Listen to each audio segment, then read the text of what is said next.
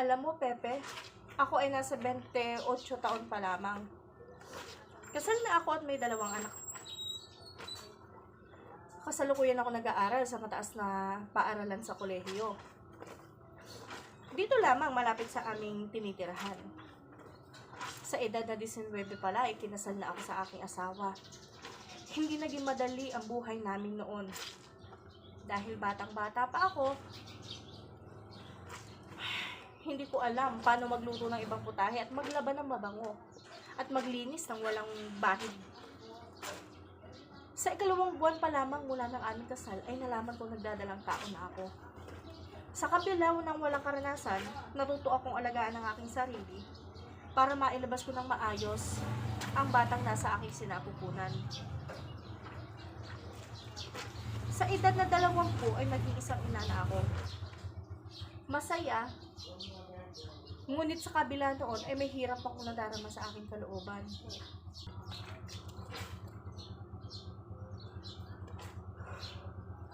Patawad, Pepe. Binigo kita sa mga katagang iyong pinanindigan na ang mga kabataan ay pag-asa ng bayan. Naging mahina ako at sumabay sa agos ng kalayawan. Binigyo kita at ang aking mga magulang. Oo, Pepe, pinaglaban mo kami. Ngunit hindi namin nasiklian ang iyong pagtitiwala. Maraming kabataan ngayon ang nasa likong daan. Marami ang karahasan na damay ang mga kabataan. Droga, alak, sigarilyo at mga kalayawan.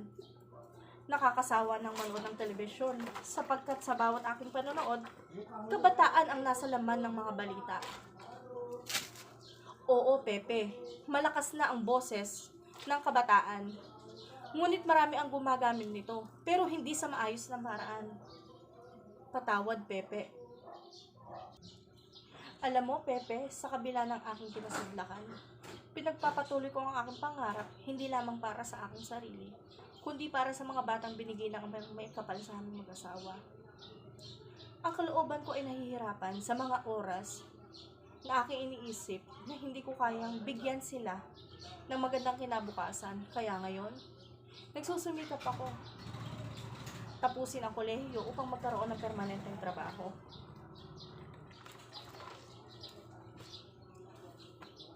Naniniwala ako sa iyo, Pepe, na ang edukasyon ay dapat pagtalagahan upang makamit ang ating mga pinapangarap.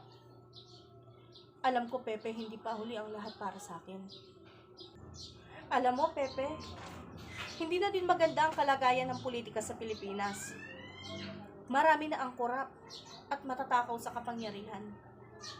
Malaki ang tiwala namin sa pamahalaan na inangat nito at ang kalidad ng iba't ibang kategoryang meron tayo. Kasama na ang edukasyon. Ngunit mukhang hindi na ito mangyayari.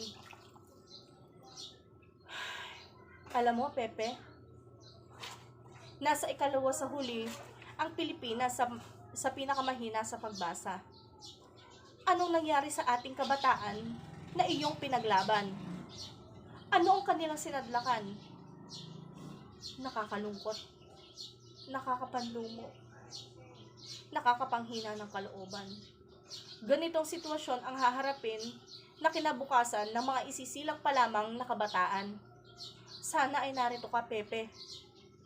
Imulat mo kaming lahat sa iyong naging katanyagan. Ipamukha mo sa amin ang naging paghihirap mo upang maging kapaki-pakinabang ang aming buhay, upang may mapuntahang maganda ang aming kapalaran at hindi sa rehas na kulungan. Marami na akong nasabi at naikwento sa iyo, Pepe. Hayaan mo at seseryosohin ko at pagtatalagahan ang pag-aaral ng mga gawa at buhay mo. Ako ay nagnanais na maging guro. Sa hinaharap, hayaan mong ipakilala kita sa mga batang aking makakasalamuha. Ikaw, Pepe. Mali. Ikaw, Jose Rizal. Ang dapat gawing inspirasyon at idolo ng mga kabataang Pilipino. Kabilang na ako. Ay, o siya, Pepe. Ipagpapatuloy ko na ang aking paglalaba. Dahil pagkatapos nito, ay ang pag-aasikaso na ako sa mga pagkain. Gayon din ang paggagayak para pumasok sa paaralan. Paalam, Pepe.